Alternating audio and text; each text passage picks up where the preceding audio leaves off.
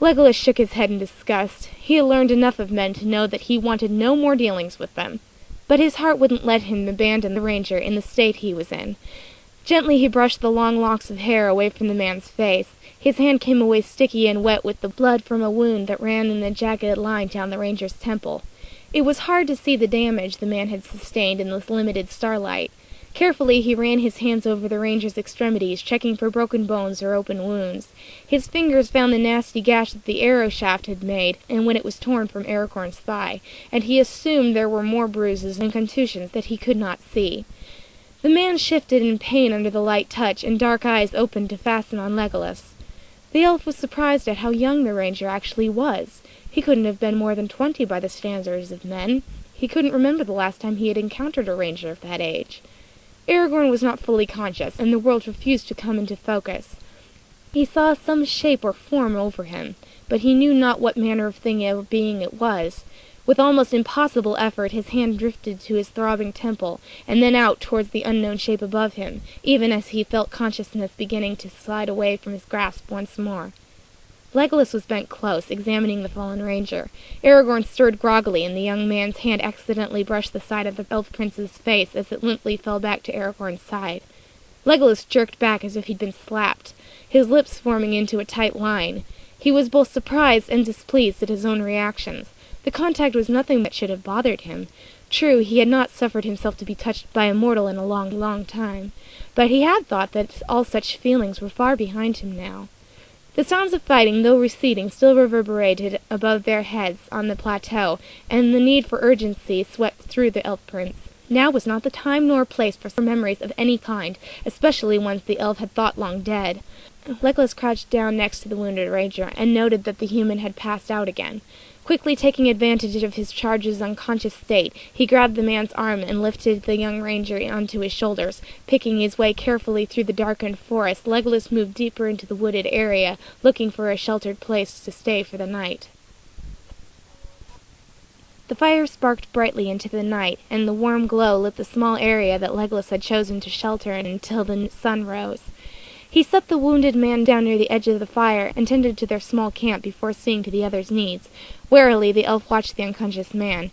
He had no love for men. That had been beaten out of him a long time ago. But he also realized that this one had never done anything to warrant the elf simply letting him die. With a sigh he rose from his place near the fire and knelt next to the young ranger. With great care he removed the man's leather outer coat, and more thoroughly inspected his wounds. As he suspected, the ranger's left temple had a split and a deep gash in the right thigh, with staining the man's breeches a darker brown than they already were. The cut was odd. It was clean and deep, where it had penetrated the upper thigh, and then jagged and superficial, as though something had been ripped out of him by brute force. Legolas probed the cut for debris, and found the splinters of an arrow shaft embedded in the wound and the surrounding skin. He must have taken an arrow, and the fall had torn it out.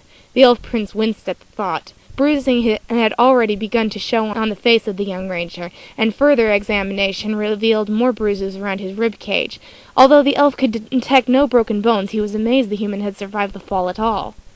Ripping strips of cloth from his own bedding, Legolas bound the man's wounds as best he could and cleaned the ranger up. He packed the cut on his leg with healing herbs, and then dragged the leather overcoat over the still form.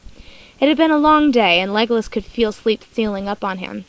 He had traveled far and had had to deal with too many emotions that he had thought buried for centuries. He didn't know why the memories were coming back to him now, after so long, but perhaps it had something to do with the season and the stars. They were aligned again, as they had not been in generations, bringing back to mind the last time he'd seen them like that, winking down at him as the only rays of hope through an ugly barred window. Legolas quickly shook the thoughts away. They had no power, no meaning any more. Or at least, they shouldn't have.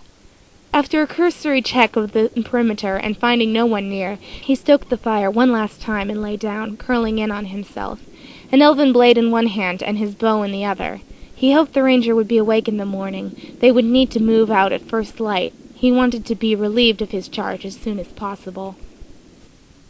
Consciousness returned slowly. Aragorn almost wished it hadn't returned at all, as he carefully opened his eyes and looked around. A fire crackled nearby, warming the area where he lay and causing him to shield his eyes from the minimal light it gave. A dark form on the opposite side of the fire rose and approached him. He tried not to flinch as the shape drew closer. His eyes weren't focusing well, and fear gripped his heart at the unknown prospect of who was here with him.